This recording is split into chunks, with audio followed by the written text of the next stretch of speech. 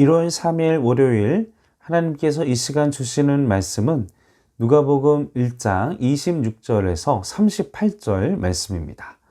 누가복음 1장 26절에서 38절 말씀입니다. 여섯째 달에 천사 가브리엘이 하나님의 보내심을 받아 갈릴리 나사렛이라는 동네에 가서 다윗의 자손이라 하는 사람과 약혼한 처녀에게 이르니 그 처녀의 이름은 마리아라. 그에게 들어가 이르되 은혜를 받은 자여 평안할지어다 주께서 너와 함께 하시도다 하니 처녀가 그 말을 듣고 놀라 이런 인사가 어찌 함인가 생각하매 천사가 이르되 마리아여 무서워하지 말라 내가 하나님께 은혜를 입었느니라. 보라 내가 잉태하여 아들을 낳으리니 그 이름을 예수라 하라.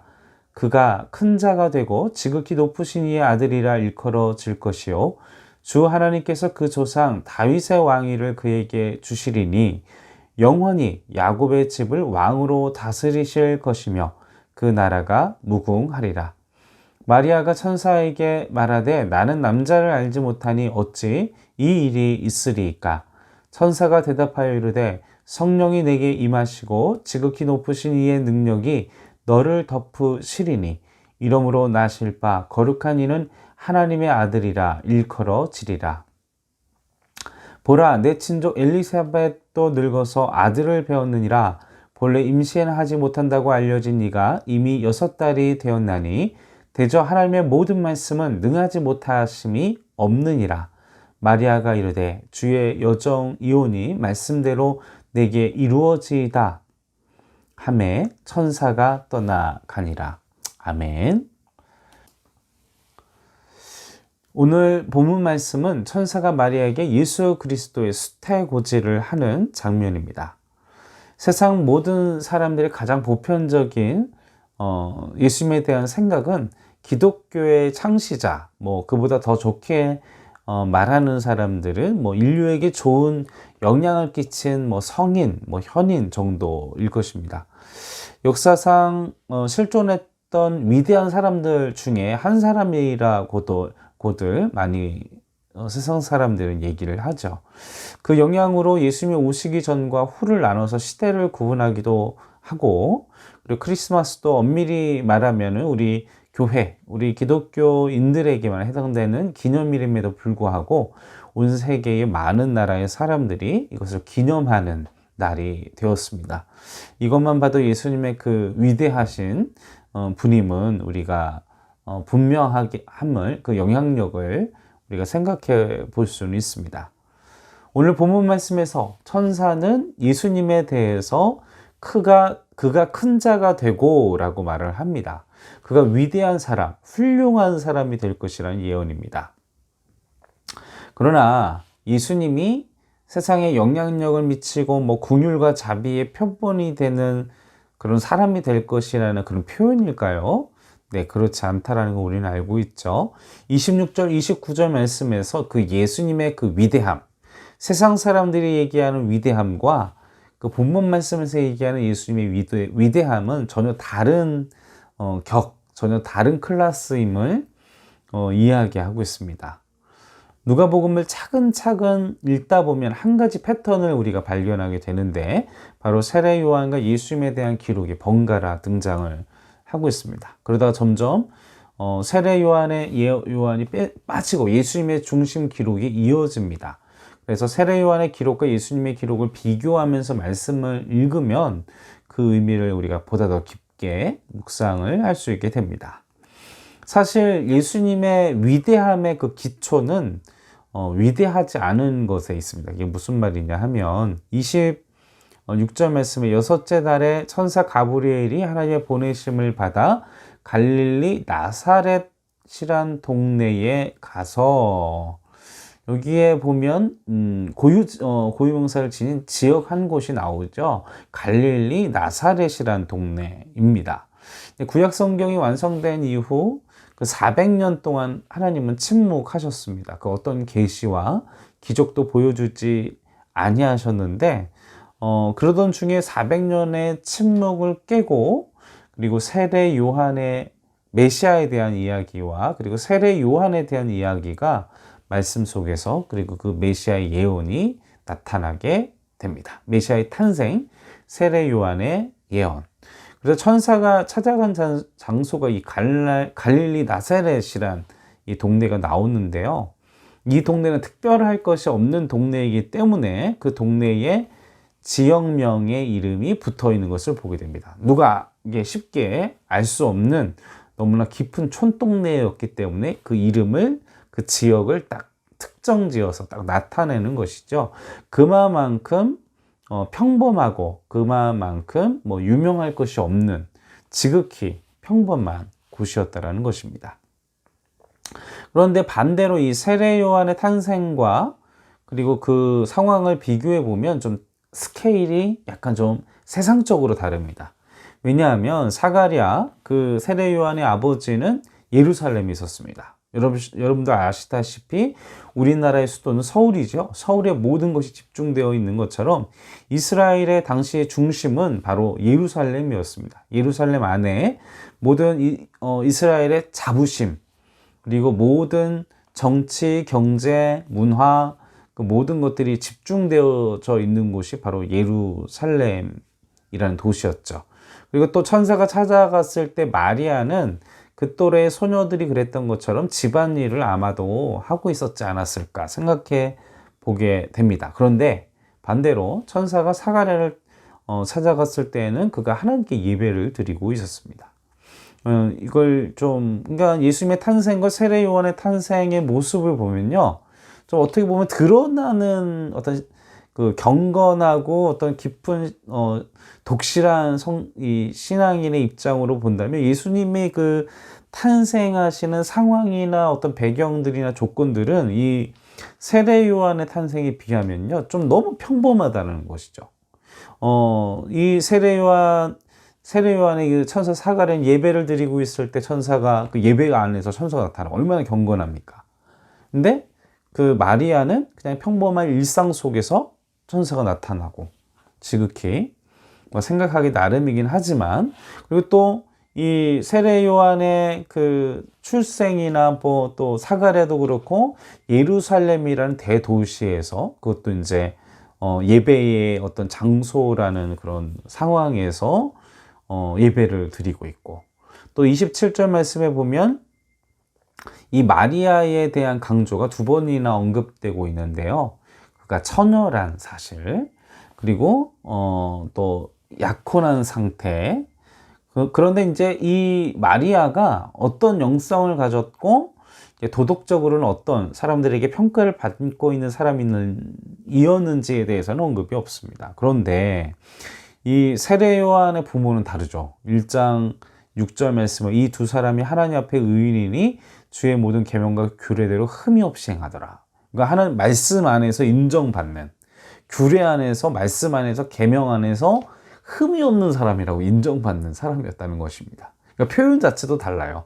마리아는 그냥 처녀였다라는 것에만 집중이 되어져 있고, 이 사가랴와 이 두 부모에 대한, 세례 요한의 부모에 대한 평가는 이렇게 되어 있다라는 것입니다. 자, 이렇게 참 흥미로운 부분, 재밌는 부분이 아닐 수 없는데요. 그래서 마리아는 이런 기록에 대하여서는 기록하고 있지는 않습니다. 예수님의 법적인 아버지 요셉도 다윗의 자손이라는 것밖에는 없었습니다. 그리고 마리아도 다윗의 자손이었고, 그리고 예수님은 법적으로나 육적으로나 모두 다윗의 자손으로 이 땅에 오셨다라는 그 사실 하나가 있었을 뿐이었습니다. 근데 뭐 또 세례 요한의 아버지 사가랴도요, 제사장이었습니다. 그리고 엘리사벳도 아론의 자손이었어요. 그러니까 제사장 집안에 있어서 이 제사장과 제사장의 집안으로서의 사람이었다라는 것이죠.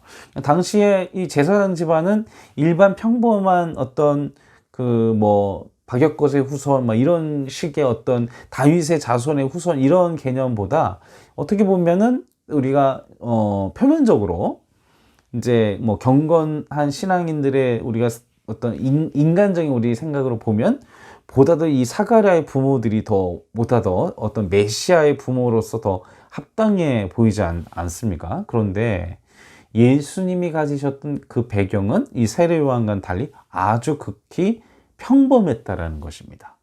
그 출생하셨던 장소도 평범했고요. 그죠? 그리고 예수님이 나셨던 그 장소도 마국간, 평범한 곳. 평범한 곳은 아니죠. 되게 비천하고 조용하고 아무도 알지 못하고 막 정말 왕의 어떤 메시아의 그 화려한 역대 메시아들의 그 예언자들 뭐 왕들 출생에 비하면 정말 너무나 평범하고 지극히 초라하기까지 한 이런 극명히 대조되는 모습을 우리는 말씀 속에서 볼 수 있었습니다. 자, 28절을 계속해서 보시겠습니다. 그에게 들어가 이르되 은혜를 받은 자여 평안할지어다. 주께서 너와 함께 하시도다 하니 평안할지어다. 이 평안할지어다는 매우 평범한 인사예요. 특별히 천사는 마리아를 가리켜서 은혜를 받은 자, 은혜를 받은 자여 이렇게 얘기를 합니다. 30절에서도 하나님께 은혜를 입었다라고 이야기를 하고 있습니다. 이 이야기는 무엇이옵니까? 마리아에 대해서 누가가 얘기하고 싶은 건 두 가지라는 것입니다. 마리아는 처녀였다. 그리고 두 번째는 이 마리아가 뭐 특별한 여인이었기 때문에 예수님을 잉태한 게 아니라 그녀가 막 뛰어나고 뭐 도덕적으로 뭐 윤리적으로 뭐 율법적으로 아니면은 뭔가 다른 사람들과 다른 고결한 사람이 어떤 입장으로서 뛰어나서 예수님의 어머니가 되었다는 것이 아니라 누구 덕분에요? 하나님의 은혜. 이 두 가지를 계속해서 누가는 강조하고 있었다는 것입니다. 그녀가 마리아가 출신이나 배경이나 영적으로나 도덕적으로 뛰어난 존재였다면 또 이렇게 사가랴처럼 특별히 기록을 했겠죠.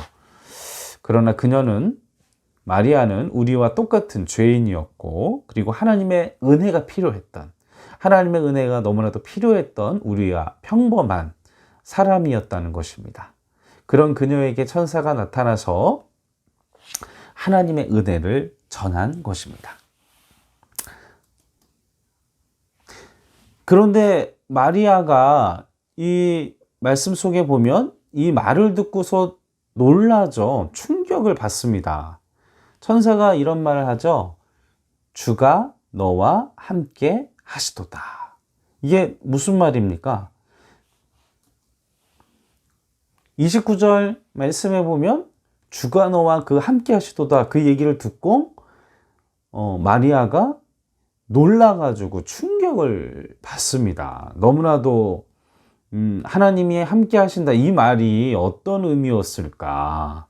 그 이야기를 듣고 너무나 커다란 충격을 받은 지극히 평범한 유대 소녀가 하나님이 함께 한다는 얘기를 들었을 때 당시에 우리가 지금 이 시대에 우리는 하나님의 임재에 대해서 하나님의 함께 하심에 대해서 이렇게 생각을 안 하지만 우리가 초월한 하나님에 대한 하나님의 편만하신 임재에 대해서 생각하지만 당시의 이스라엘의 하나님의 임재는 제한된 공간, 제한된 시간, 제한된 장소 그리고 특정한 인물에게만 하나님의 임재가 있었기 때문에 이 천사의 말은 그것을 듣는 마리아 입장에서 어마어마한 충격이었다라는 것이죠.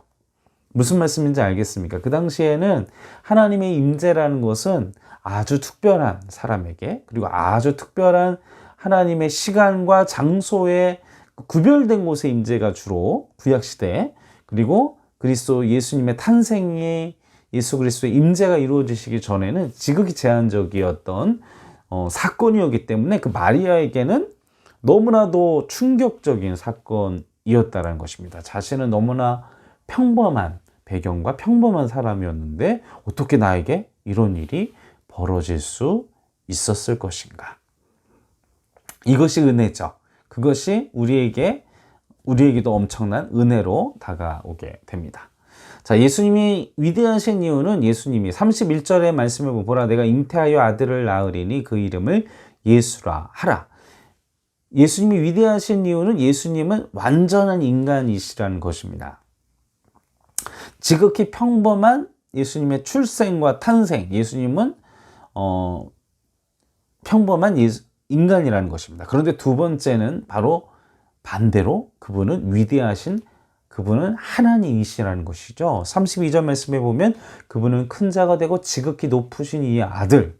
지극히 높으신 이는 누구를 가리킵니까? 하나님이죠. 그분은 하나님의 아들이라고 얘기하지만 그건 하나님의 아들이라는 걸 얘기하는 그 이유가 그 예수 그리스도의 본질은 하나님이다라는 것을 그것에 대한 표현입니다. 그분은 하나님이라는 것이에요. 예수님은 하나님이다. 참 인간이면서 참 하나님입니다. 이것이 너무나도 위대한 사실이라는 것입니다. 참 인간이면서 참 하나님이라는 것을. 근데 마리아가 이 의미를 다 이해했는지는 모를 것입니다. 왜 하나님은 굳이 본인이 독생자를 보내어 완전한 인간 그리고 완전한 하나님으로 보내서 굳이 인간으로서 완전한 인간이기 때문에 완전한 고통을 느끼셨을 거 아니에요. 채찍과 그리고 인간이 당할 수 있는 마음의 고통, 심적인 스트레스 이걸 다 받아내시고 우리는 도저히 이 인간은 우리가 죄를 지은 이 모든 것들을 다 감당해낼 수가 없는데 왜 이렇게까지 하셨는가? 우리를 구원하시기 위해서. 근데 우리가 그 죄값을 감당할 능력이 안 되니까 하나님이 직접 인간이 되시고 그 인간으로서 완전한 인간이 되시면서 고통을 다 당하시면서 우리를 위해 죽으시고 부활하신.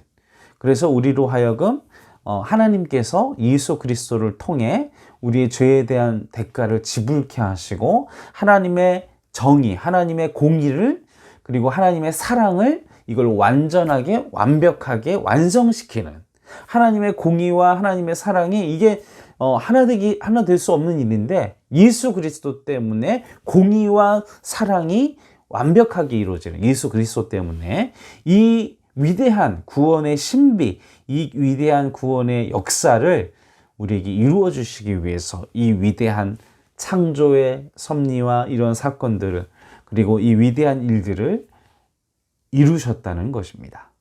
사랑하는 성도 여러분, 예수님은 여러분들에게 누구이십니까? 위대한 현인이십니까? 어떤 분이십니까? 참 하나님의 아들이십니까? 참 인간이십니까? 참 하나님이십니까? 여러분은 그리고 우리의 마음은 우리의 일상 속에서 그분을 어떻게 받아들이고 계시나요? 우리가 구원의 기쁨을, 구원의 감격을 누리는 것은 그분이 참 인간이시기 때문에 내가 당하는 인생사의 모든 고통을 그분도 공감하고 이해하고 다 느끼고 알고 계시다라는 것. 그러나 그분은 하나님이시기 때문에 시간과 공간과 모든 인간의 모든 것을 뛰어넘어 우리의 사고를 뛰어넘어 그분 하나님은 우리를 죄에서 자유케 하시고 우리는 그분의 그 십자가의 죽으심 때문에 하나님의 자녀가 되어졌고 우리가 하나님을 아버지라 부를 수 있게 되어졌고 그리고 오늘도 그리고 내일도 그 자녀된 특권을 그리고 죄로부터의 자유를 그리고 하나님으로부터의 은혜를 누리시는 우리 행정교회 성도 여러분들 되시기를 주님의 이름으로 간절히 축원합니다. 함께 기도하시겠습니다. 사랑이 많으신 아버지 하나님, 내 마음속에 이 구원의 감격과 은혜를 놓고 살아가는지 얼마나 많은지요.